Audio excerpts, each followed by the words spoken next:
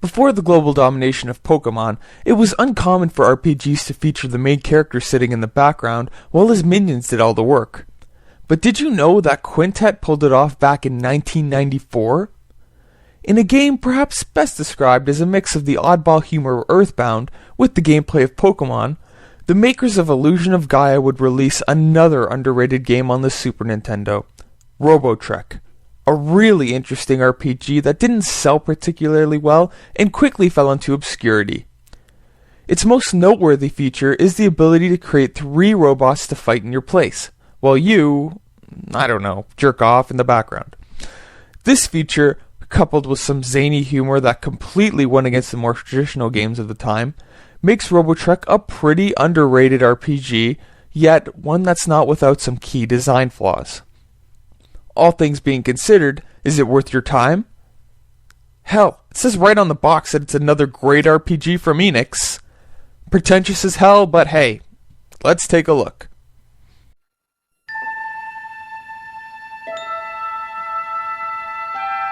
Space. The final frontier. The story. The game takes place on the planet Quintex. Very subtle. These guys are not afraid to suck their own dicks. You play as a mute son of a great inventor, and you have inherited his love for inventing things along with his crazy carrot top hairstyle. You start the game in typical RPG fashion, being waken up by your parent.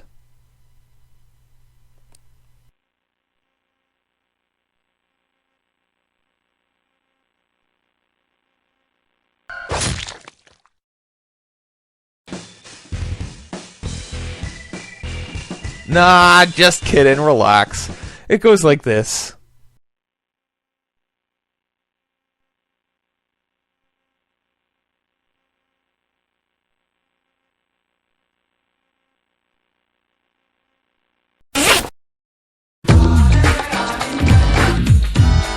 Rico.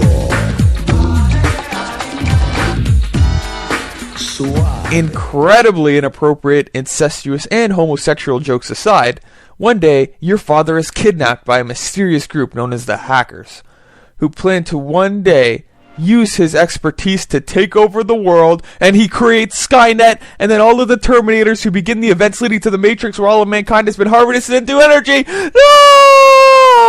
I wish.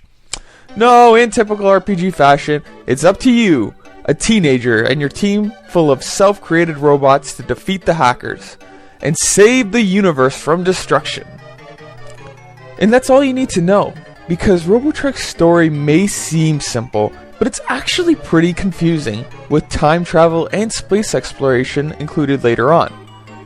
It's a simple plot about the dangers and benefits of technology that could be fun and lighthearted most of the time, but it took itself a little too seriously at some points in the story, given some of the humor it throws at you.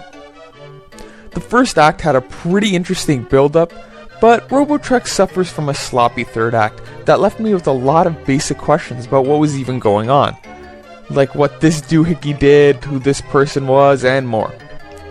They try to tell this sweeping time travel story in like a Chrono Trigger style, but it's nowhere near as strong because of the weaker translation, makes the plot much less tight and coherent as Chrono Trigger. So the story gets points for trying, but a muddy translation, confused plot points, and kind of poor pacing makes it pretty weak. Still, nothing terrible, just sloppy. And if you can suspend your disbelief enough and accept the strange universe this game takes place on, you can see that it was an admirable effort at least. Perhaps just misunderstood. Like that one person you all know that's really weird. Me! How about the characters? Well, outside of your silent protagonist, there's your dad, who's pretty much Doc Brown, but he's absent for most of the game. Strangely enough, you do have a mother, kind of, because apparently she's a robot created to replace the mother who died. Yeah, not what you'd expect in a game that's trying to be funny. Anyway, I can barely even comment on the remaining characters because they don't get a lot of screen time. Characters like the restless reporter, the secret agent guy, and the crooked mayor just pop up along the adventure in an unpredictable manner, kind of like Earthbound. Unlike Earthbound though, there's no truly memorable characters, especially because your whole party is silent. Compare that to Pokemon and Earthbound, with identifiable party members and a strong rival.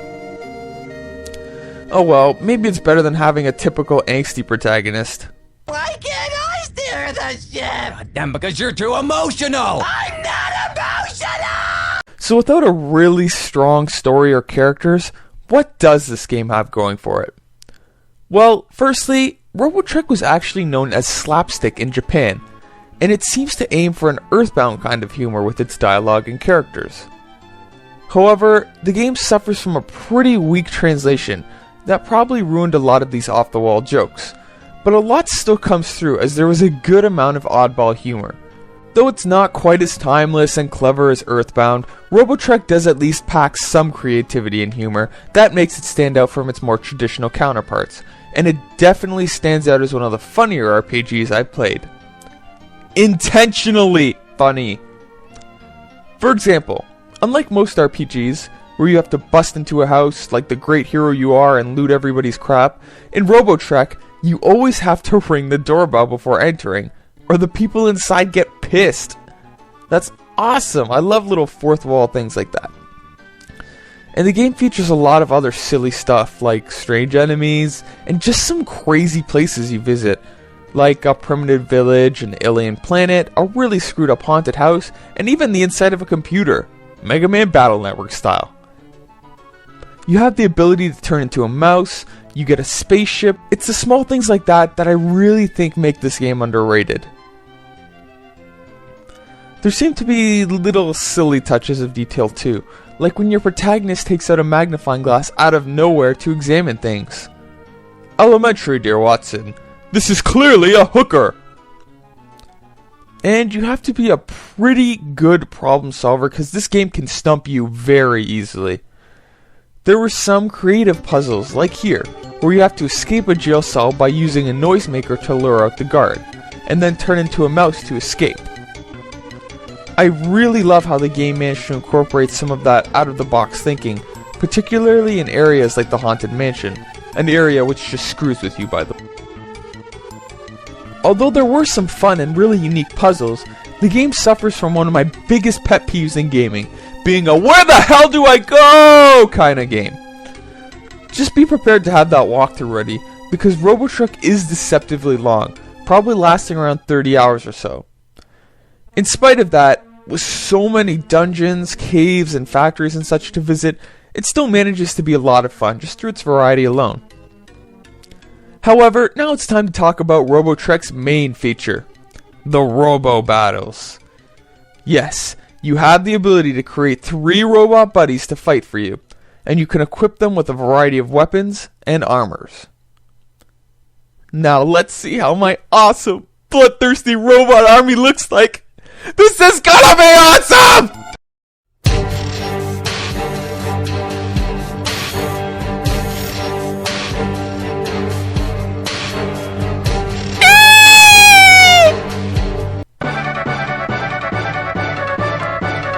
Robotrek!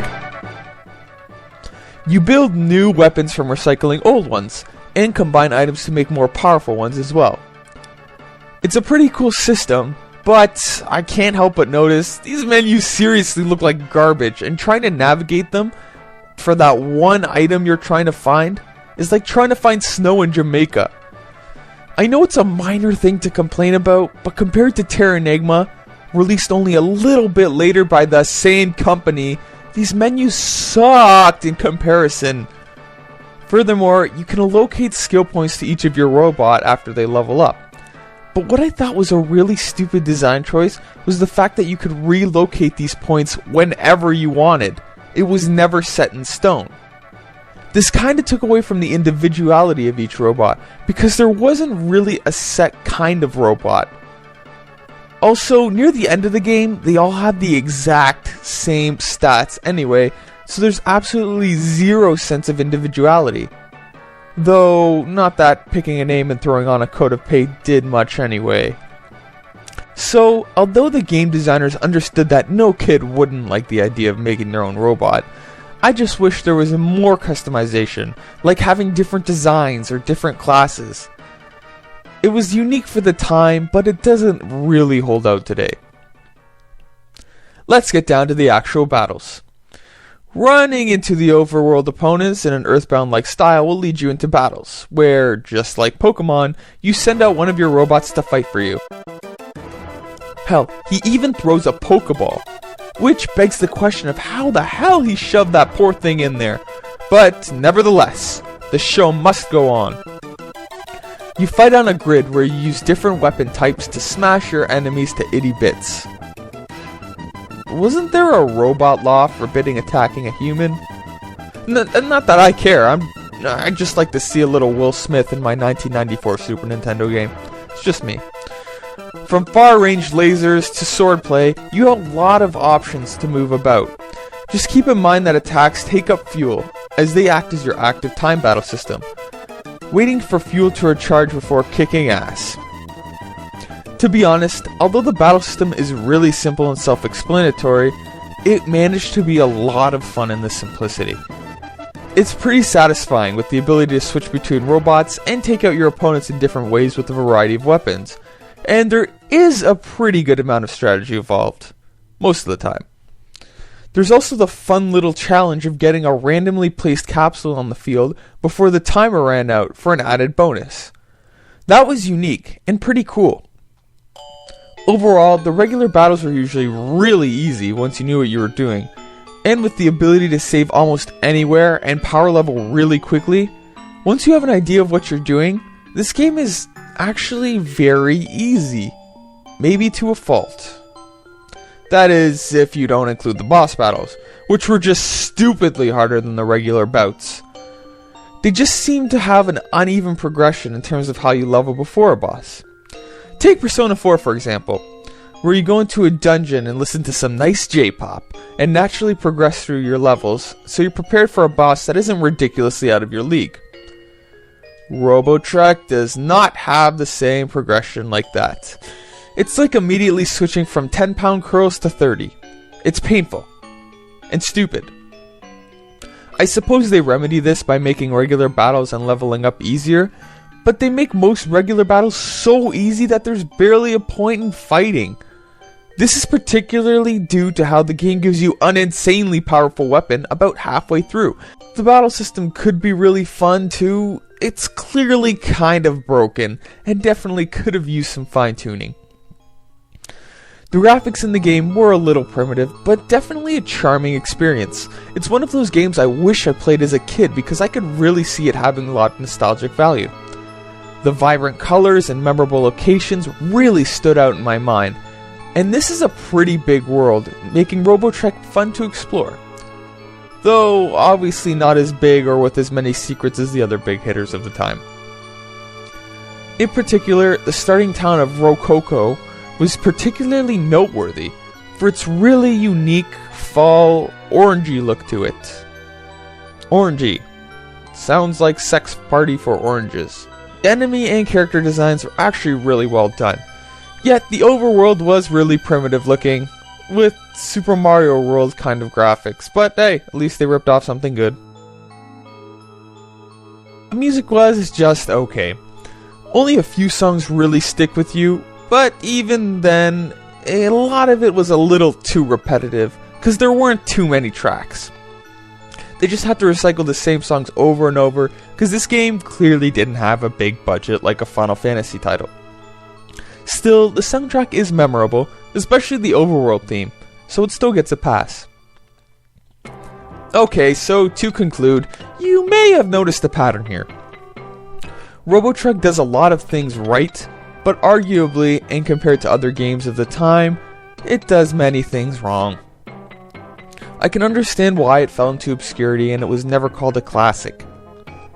Despite these flaws though, the overall package you get from this game is still something special, as I believe this game, like the Blazer trilogy, is underrated. I can't help but feel that this RPG is specifically intended for a younger audience, and in this respect, I think it did a good job.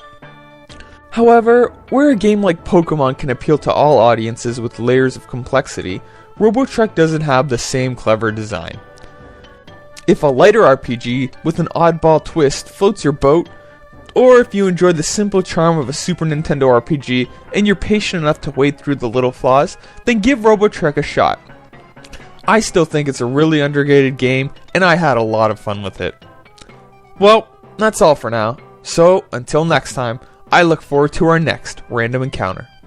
Oh, I'm not